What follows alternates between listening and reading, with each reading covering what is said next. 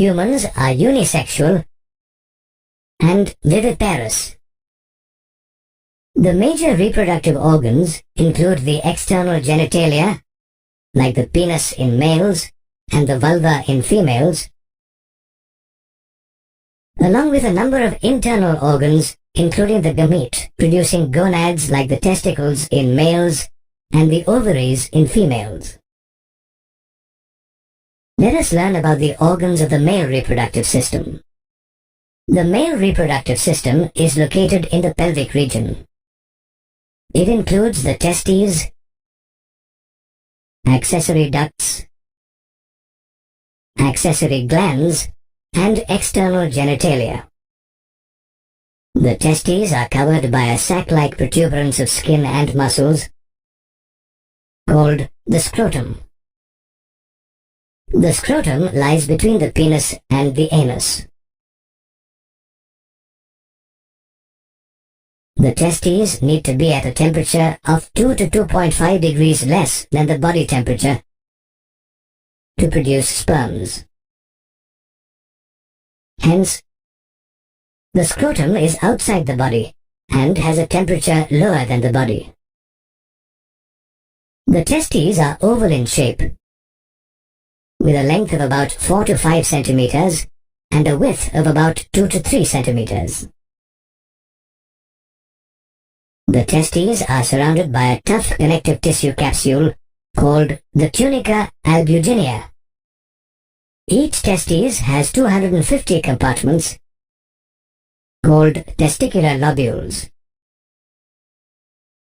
Each lobule, in turn, contains 1 to 3 highly coiled seminiferous tubules.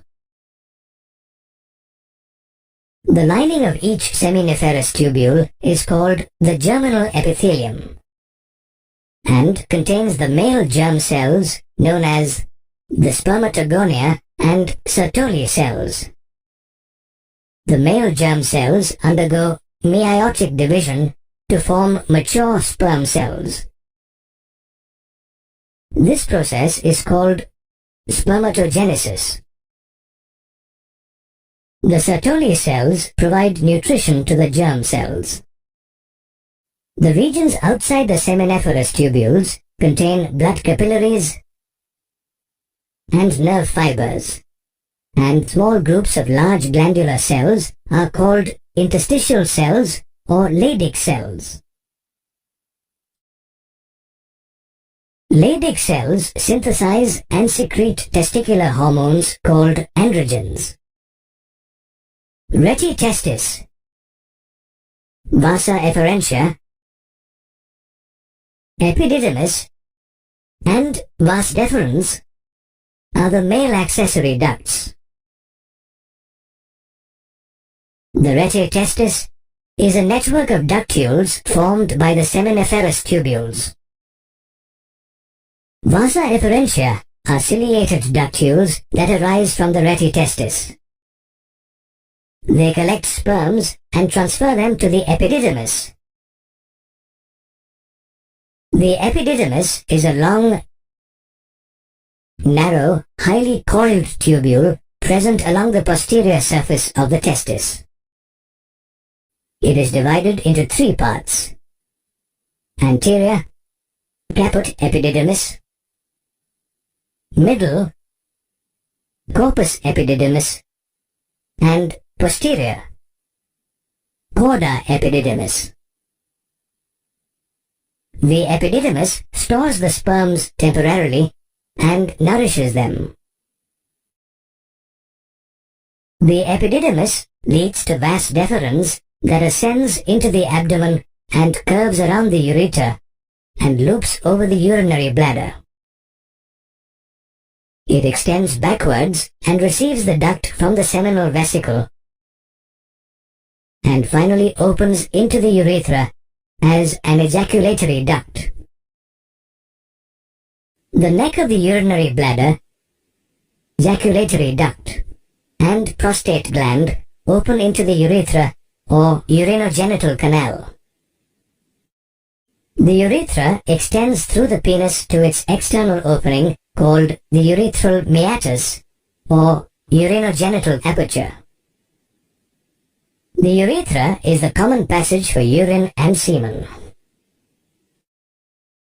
The male accessory glands include a pair of seminal vesicles, a prostate, and a pair of bulbourethral glands. They secrete seminal fluid that contains fructose and prostaglandins. The prostate gland is present at the base of the urinary bladder around the base of the seminal vesicle. It opens into the urethra through many ducts. The prostatic fluid contains calcium, citrate, and phosphate ions. The bulbourethral glands or Cowper's glands are pea-sized structures lying posterior to the prostate gland and at the base of the penis.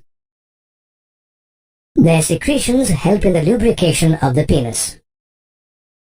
The external genitalia in males is called the penis. The penis is a copulatory organ and is covered by a loose sheath of skin.